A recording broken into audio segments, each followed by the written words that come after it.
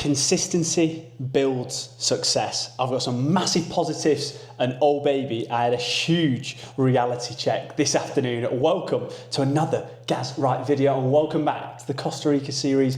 Big day of work that's just gone down, and you might be thinking, Gaz, where the hell are you? Why is the backdrop blue? Why are you in a room filled with ducks? It's because we're in the maddest accommodation. If you've not watched my video from 2 days, go back and watch it. Em's booked us into this Airbnb, and it's Alice in Wonderland themed.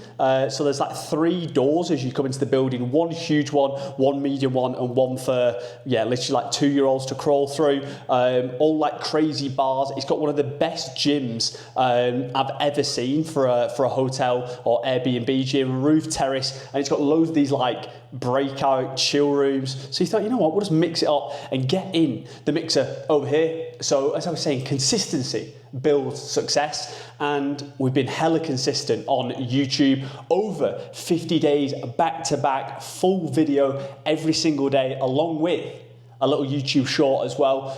So the daily vlogs are exactly what we've been up to on the days, and then the YouTube shorts are just kind of random things throughout the year, like travel guides, overviews, insights into different places. So if you are watching this thinking, I've not watched any short form content, go and watch some of that, because there's an absolutely ridiculous amount of insight. And we're growing very nicely, just hit 2,500 subscribers. So we're making movements in the right direction, but the subscribers to me it's obviously a good thing. It means people are enjoying the content, but I think for me, what I value the most is the engagement in terms of like people taking time out of their day to comment on things. It's mainly positive. I'd say 90-95%. We do have a few negatives in there. People kicking off. A few people on the Colombia scene want to have me killed, along with maybe India and Singapore as well. But like I say, most of it's positive, and I got one of the best messages I've ever had on Insta today. Basically, I put up a video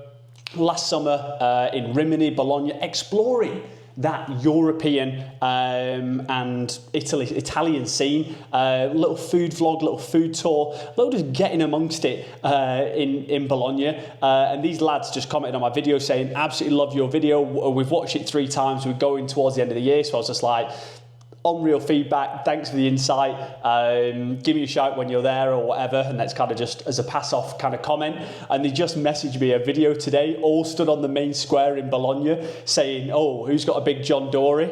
And honestly, it absolutely wet me up. I was absolutely pissing myself. So yeah, unreal from those. And I think, do you know what I mean? I'm just doing YouTube for fun. I absolutely love talking to the camera, developing those skills. And I think it'd be a cool thing to look back on. But the fact that other people are enjoying the journey and following along, is pretty touching and pretty flair as well. But I think as well, when I mentioned like the negative stuff, and I think it's easy to post nice things all the time. If you post nice things, especially when you're traveling, people from those countries will always be buzzing that you're saying stuff. But as I kind of always say, I think for me, I always enjoy spending time with people, enjoy and trust people's opinions who are super honest. If somebody says to me, Gaz, you've got a terrible haircut, your calves are small, or you're rubbish at football, or whatever it is, I don't take that to heart. I take that as, do you know what I mean? I respect their opinion, because then when they give me positive feedback, I'm like, they actually mean it. Maybe that's wishful thinking on my front, but yeah, lots of positives, and we're building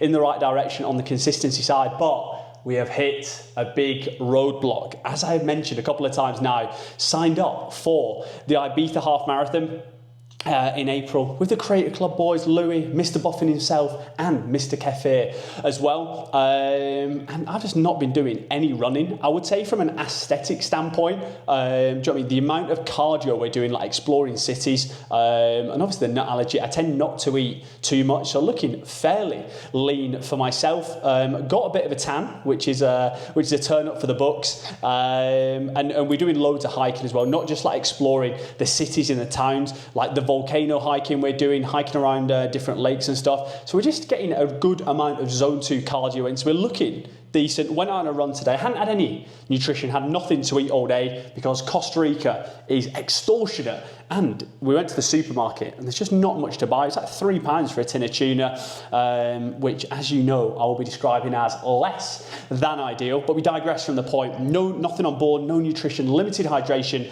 But I was like, I'll just go out, do a 5K and just get the legs ticking over. I've ran like 3 times this year, 2 5Ks, actually 3 5Ks, and I ran a half marathon with no training in Bali. So I always think I've got it in the locker mentally, physically, psychologically, mythically. Oh baby, today was not one of those days. Started running around this track, and because of my knee injury, my ITB band injury, anytime I run quicker than like 6-minute kilometers, I usually do like 5:45, the knee starts hurting, and I forgot to tape it, but got out, set off running, was feeling real nice. Did 2 kilometers and I was averaging like 4:45 a kilometer. And then after that, you know, you just get that like empty feeling inside, like you've got like nothing in the muscles. Like my calves were so tight as well, maybe due to the lack of hydration, but it just wasn't feeling good. So I just kind of cut it there, give myself a few minutes rest, did a few slower laps around the track, did a few sprints just to get up to like the 5K, just to get the legs going. But yeah, was feeling real dusty. And I think it's good to do these things because it gives you a little reality check that if you don't run consistently, you're not going to be able to go out and do a half marathon and no training. I don't know how I did it in Bali, because yeah, I'd only done 2 runs in 2 years prior to that, but I think got out and I was just like, right, I'm getting under 2 hours, I'm getting out and getting it done, but I don't want to turn up to Ibiza with just the I will get it done mentality. So I'm going to get a little schedule in place. So if anyone does have any insight, any knowledge, anything you want to bestow upon me, I'm thinking of doing like a 5K, do 3 runs a week, a 5K and then a semi-speed session and then a longer run at some point. But it's just working around the old Birwaris. We've got the Christmas period, we've got New Year's Eve. We're going to be doing hiking in Patagonia. So running along with that is obviously fairly challenging. And then when we get back, I'll probably have like 2 months before, the race itself. So lots to do, but it's a good thing. We can fine tune things as well. Got some food in the system, feeling a little bit better now. And we'll be getting back out there in a couple of days' time. But yeah, I think I just wanted to, we're having a bit of like I was going to say a chill day, but absolutely not. On the short form content, I've been doing it in like big batches. So batch 1 I did 30, batch 2 I did 30. And basically I want to get to 100 days YouTube short and long form content. And then we'll kind of be roughly back in the UK. And I think that'll be a pretty good milestone of doing 100 days back to back. But my YouTube shorts are running out on December the 24th. So in 9 days time on Christmas Eve. So I thought I need to get a big batch done.